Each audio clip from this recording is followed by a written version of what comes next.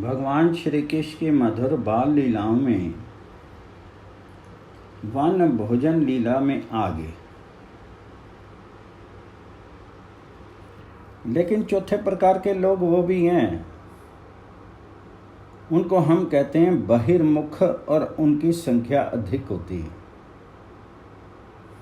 वह ना तो ज्ञानी योगी होते हैं और ना ऐश्वर्य युक्त भगवान जी को भजते हैं, और मधुर प्रेम की तो उनमें गंध भी नहीं होती। ये भोगों को भजते हैं। भोग भजन और भगवत भजन, इसमें बड़ा भारी अंतर है। ये अंतर वहाँ पर थोड़ा सा समझे में नहीं आता है। मधुर संबंध युक्त रस में और भोग रस में बहुत बार पहचानने में भूल हो जाती। वह समझ लेता है कि मैं भगवान को पुत्र मान करके, मैं भगवान जी को अपना प्राण वल्लभ मान करके, मैं भगवान जी को अपना सखा मान करके तमाम वस्तुओं के द्वारा, अपने सुख के द्वारा उनका सेवन कर रहा हूँ। परंतु हो जाता है भोगों का सेवन। यहीं पर यह देखना पड़ता है कि भोग सेवन है या भगवत सेवन है। भोग सेवन और भगवत सेवन में इतना ही अंतर है कि भोग सुखों की प्राप्ति ना होने पर, भोग सेवन कार्य के विपरीत हो जाने पर दुख होगा, विपरीतता प्रतीत होगी।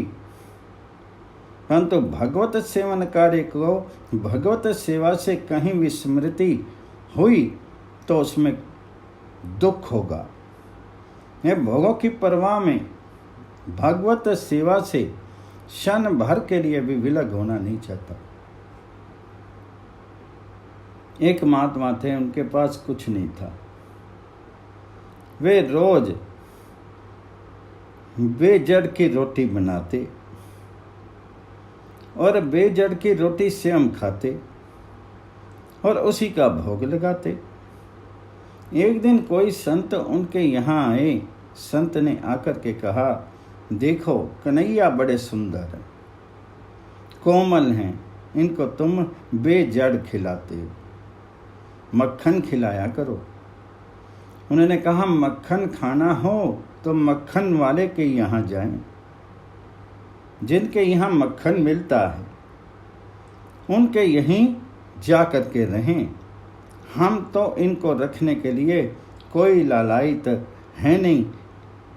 इनकी मर्जी हो तो रहें, ना मर्जी हो तो ना रहें। बेजड़ खाना हो तो रहें।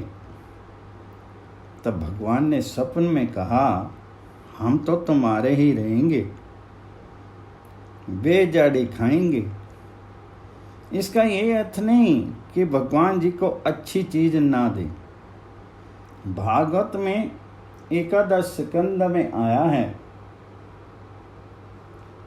कि भगवान जी को देने में किसी प्रकार की कंजूसी नहीं करें।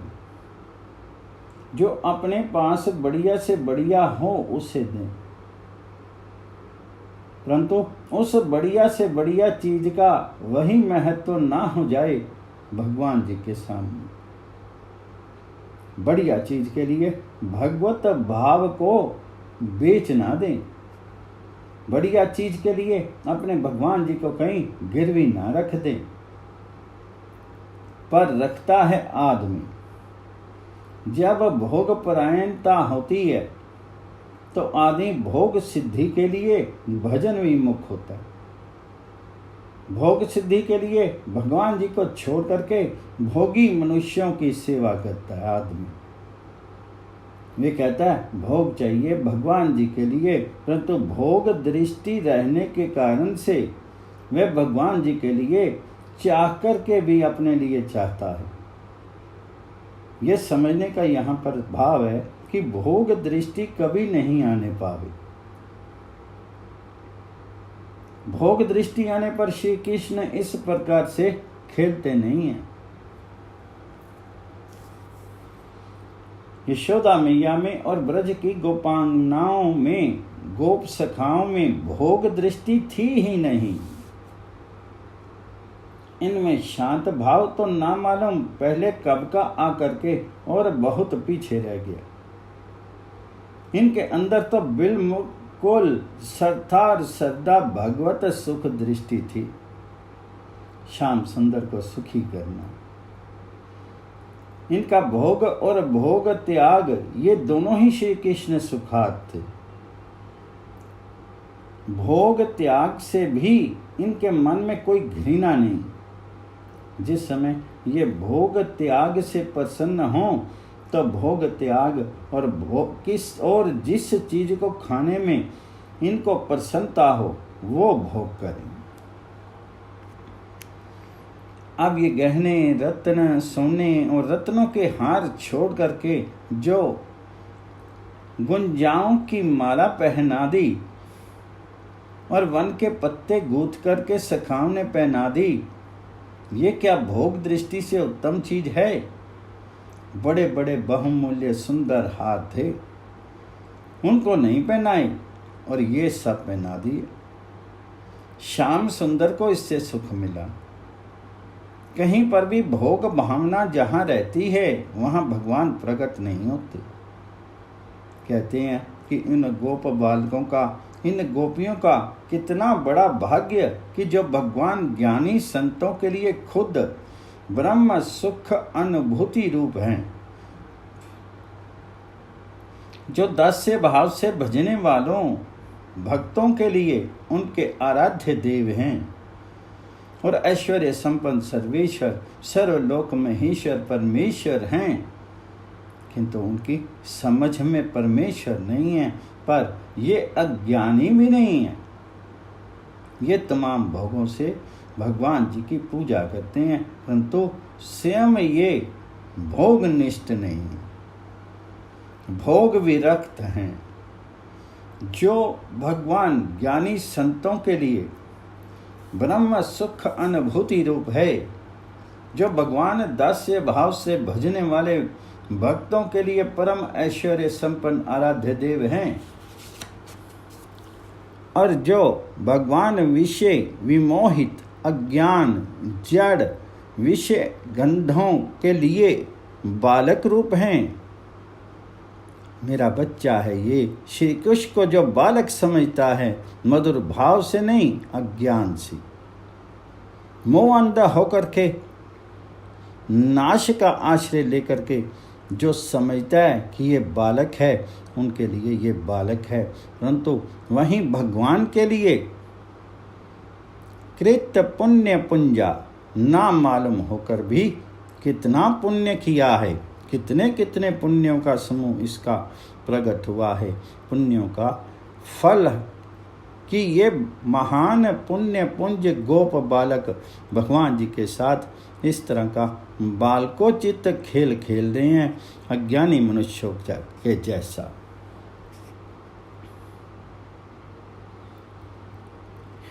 एक जन्म नहीं, बहुत जन्मों तक बड़ा प्रयत्न करने पर भी भगवान जी का नाम मुश्किल से प्राप्त होता है। जो सिद्धि को प्राप्त हो जाते हैं, ब्रह्म सुख अनुभूति को प्राप्त कर लेते हैं, उनके लिए भी जिन भगवान जी के चरणों की रज अप्राप्त ही रहती है, बड़ी मुश्किल नहीं मिलती है उनको। ब्रह्म सुख अनुभूति जहाँ पर है, जो वहाँ पर उसमें भगवान जी के चरण रज नहीं मिलती, उसका तो वहाँ आदर ही नहीं है। मैं तो विलीन हो जाते हैं सुख सिंधु में। कहते हैं कि बहुत जन्मों तक तपस्या करने पर, श्रम करने पर, कष्ट करने पर भी, और भी इंद्रियों को मन को तपा करके वश में कर लेने पर भी योगी जिन भगवान श्री कृष्ण के चरण कमल रज को प्राप्त नहीं कर पाते हैं, भगवान ब्रजवासी ग्वाल वालों के आंखों के सामने और उनके साथ खेलते हैं। केवल देखते ही नहीं हैं, उनके साथ साथ वैसे ही बन करके सज करके खेलते हैं। कहते हैं कि इनके सौभाग्य का क्या वर्णन किया जाए। ये परम सौभाग्य है। पर इसमें सबसे बड़ी बात क्या है? सबसे बड़ी बात है समस्त त्याग। ये मोक्ष सुख का त्याग भी यहाँ पर अपेक्षित होता है। किसी प्रकार के भी अपने सुख की कामना उनकी सेवा के अतिरिक्त जब तक रहती है, जब तक इस भाव का प्राकट्य नहीं होता है, कुछ ना कुछ छाया आती है, पर वह रह जाती है माया।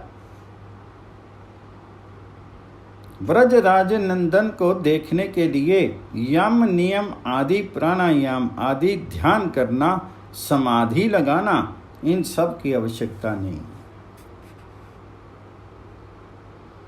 परंतु आवश्यकता है अपने आप को समर्पण कर देने की। फिर वे जिस प्रकार का खेल खेलना चाहें वैसा खेलें। ब्रह्मा जी ने कहा है, बड़ी सराहना की है कि इस वृंदावन में कोई कीट पतंग भी होकर के आ गया, कोई किसी प्रकार से जड़ बनकर भी आ गया, वृक्ष लता गुल्म भी बन करके आ गया, और यहाँ के ब्रज की धूलि का कण भी बन करके आ गया, तो वह धन्य हो गया। क्योंकि यहाँ स्वयं सच्चिदानंद घन प्रातपर ब्रह्म श्री कृष्ण खेलते हैं। वे जिस भूमि में खेलते हैं वह धन्य, जिन लोगों के साथ खेलते हैं वो धन्य, जिन उपकरणों से खेलते हैं वो भी धन्य, जिस काल में खेलते हैं वे काल धन्य, क्योंकि यही सर्वोत्तम फल, उसके परे और कोई फल नहीं। बड़े बड़े देवता योगेंद्र मनिंद्र जब उसके मन में ये चीज आती है तब वे पश्चाताप कर बैठते हैं कि हम इधर लगे नहीं। जैसे कोई आदमी अपने धन को खो करके दुखी होता है कि हमने गफलत में खो दिया, वैसे ही हमने खो दिया। इसी प्रकार प्रेम का अंकुर जिनको पैदा होने को होता है, उन ज्ञानियों के मन में भी पश्चाताप होता है कि हमने प्रेम प्राप्त नहीं किया, श्री कृष्ण से प्रेम। पद्म पुराण की कथा है कि ब्रह्म विद्या के मन में भी क्षोभ हो गया।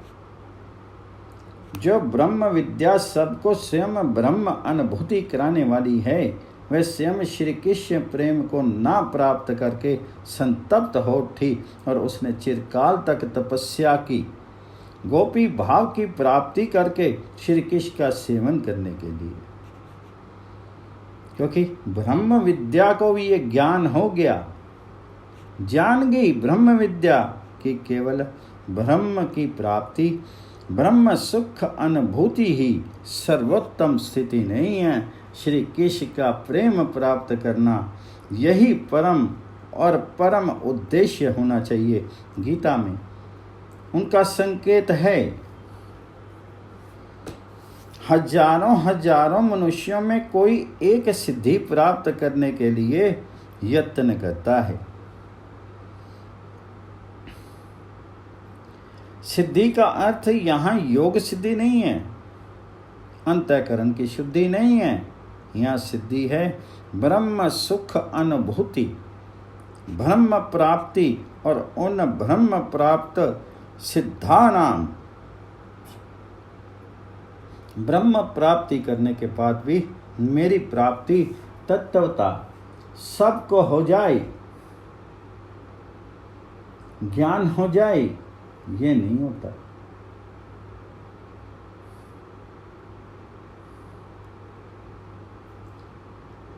कश्चिन माम वेति तत्वता, तत्व से माम अर्थात भगवान श्री कृष्ण प्रेम में श्री कृष्ण। इनका ज्ञान कब होता है? जब प्रेम प्राप्त होता है। ज्ञानोत्तर काल में प्रेम वांछा होने पर ज्ञानी भक्तों को होता है, और जो सीधे प्रेम मार्ग में जाते हैं उनको हो ही जाता है। उनको ज्ञान की अपेक्षा नहीं होती। इस प्रकार से ज्ञान स्वयं आकर के उनकी सेवा करता है। ब्रह्मभूत प्रसन्नात्मा जब हो गए, उसके बाद मद भक्ति लभते पराम कहा। वहां मद भक्ति कहा, मेरी भक्ति, मेरा प्रेम, और फिर वही माम अभिजानती तत्वता, वही चीज क्रिश्चियन माम वेति तत्वता। तो भगवान जी कहते हैं, इस प्रकार जो तत्व से मुझको जान लेता है, उसका फिर लीला में प्रवेश होता है, वह भगवान में घुल मिल जाता है। अतः ये सिद्ध है कि इन ब्रज गोपियों के समान धन्य कोई नहीं, जिनके चरण कमलों का ध्यान नहीं हो सकता, जिनके चरण कमलों की धूलि नहीं प्राप्त हो सकती। वे स्वयं लीला में बन करके, बालक बन करके, ज्ञानी बन करके उपदेश करें, सो नहीं। अपने ज्ञान को, ईश्वरत्व को छिपा करके, ईश्वर तत्व को भूल करके स्वयं बालकों की भांति अज्ञता प्राप्त करते हुए, अज्ञता को अपना स्वरूप देते हुए लीला करते हैं। उनकी अज्ञता ना तो अज्ञान है और ना में ज्ञान अच्छन आदि माया है, स्वरूप है। ये अज्ञता भी उनका स्वरूप है। यही विलक्षणता है। ये ना माया है, ना नाट्य है, ना धम भी है।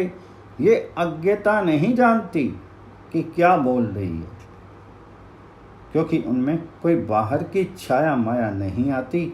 वे स्वयं ही सब कुछ बनते हैं। रस का आस्वादन करने के लिए स्वयं अज्ञता को स्वीकार कर लेते हैं अपने स्वरूप में। ये अज्ञता भी बड़ी विलक्षण है।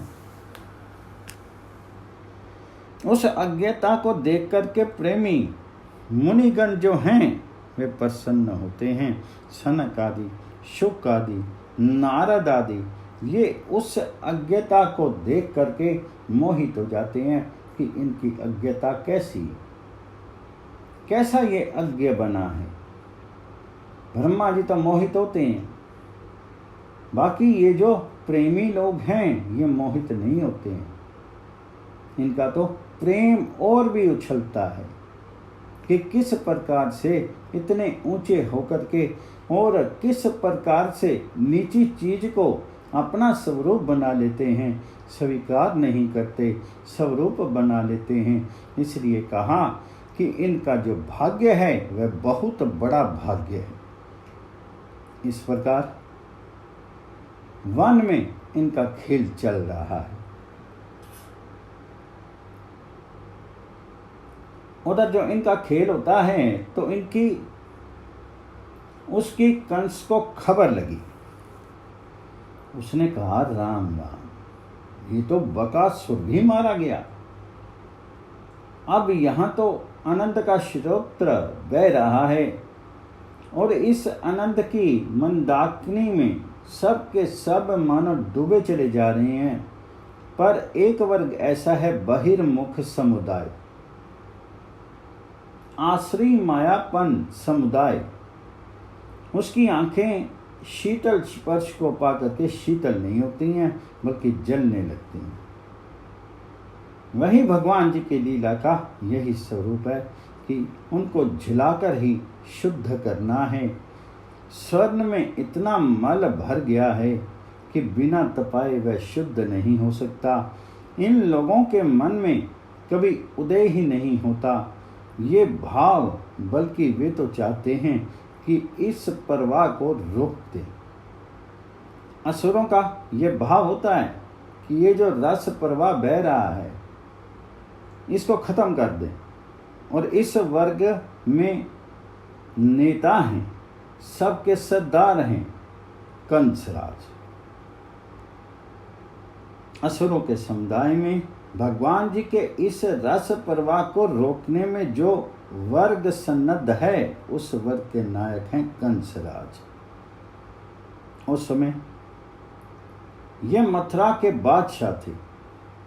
इन्होंने जब सुना कि बकासुर मारा गया तो बड़ा दुख मन में हुआ कि अरे वह बक मारा गया जिसने अपने मुंह में मुझको ले लिया था। कंस ने सोचा कि जिसने अपने मुंह में मुझको निगल लिया था वह बक मारा गया और उसकी चोंच को चीर दिया नन्हे से बच्चे ने। उसके हाथ में ये विशाल चोंच आई कैसे, जिसका एक हिस्सा पृथ्वी से में लगा और एक दूर आकाश में जा पहुंचा नक्षत्रों तक।